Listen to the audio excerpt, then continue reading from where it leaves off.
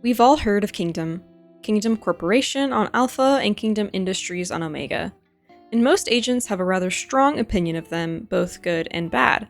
Whether they like it or despise it, Kingdom is a very big and real part of almost every aspect of daily life. From running the coffee shop on Split to funding labs working on Radianite research.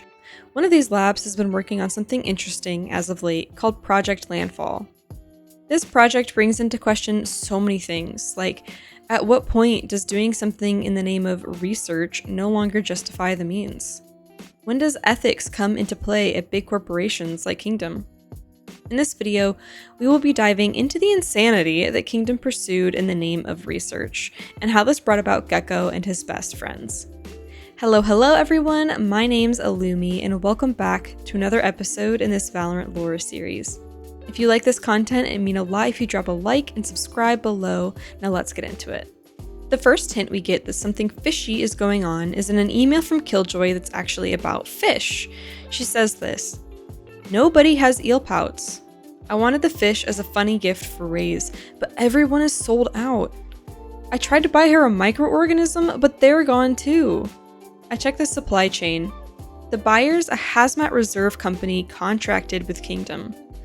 What are they researching and developing with cute creatures that thrive near volatile forces? Why hide it? Fishy, you know?" It appears that Kingdom is buying up tons of aquatic life forms as well as microorganisms. KJ guesses that they're doing some kind of research on these animals and their ability to live in volatile conditions.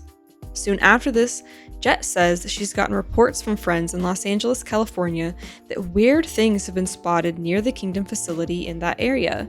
People are scared. And that's when something happens. The Kingdom facility has been infiltrated, and something has been stolen by our dear Gekko. We don't know a ton of details about how he got in, but we do know that while he was in the facility, he rescued some new creatures being researched that we now know are called Radivores. The KSEC employees began to pursue Gekko, so these Radivores opened an interverse portal to escape. After this, KSEC was of course on Gekko's trail, and that's where the Valorant protocol stepped in. Mostly through Reyna, who is assumed to have known Gekko prior to this incident, Gekko gets in contact with the VP, who help him throw off KSEC's trail for now. He then gets recruited to Valorant and joins the squad.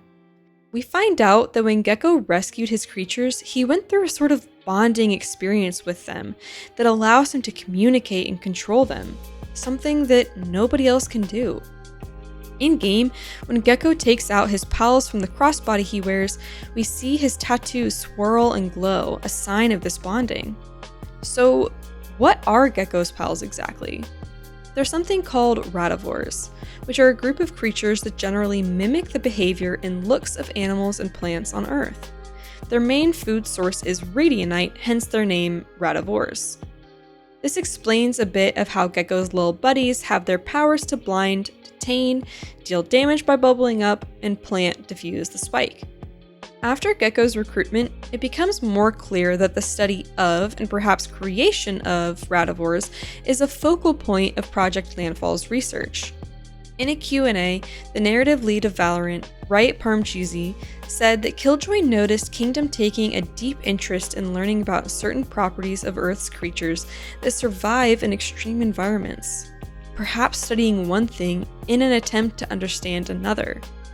So it seems that the lack of fish friends was due to Kingdom's Radivore research and not these fish becoming Radivores themselves. However the Radivores are made, it does seem that they have emotions like animals, who can feel fear, excitement, etc., and that probably means that they did not like their life at Kingdom, and that's why they helped Gekko create an interverse portal to escape. We see later on that when Thrash sees a poster of a Kingdom scientist in a hazmat suit, she gets mad and attacks the poster. I'm not sure what these scientists were doing to these poor creatures, but Thrash's reaction does not bode well. However, they don't feel physical pain in the same way that humans and animals do. Gekko tells us that Wingman thinks bullets tickle, so perhaps these experiments were more mentally, emotionally harmful rather than physical.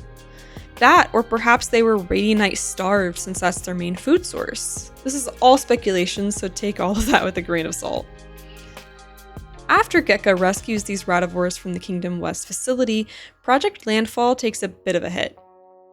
But Kingdom sweeps the incident under the rug and instead sends more personnel and funding for the project over to the site in LA.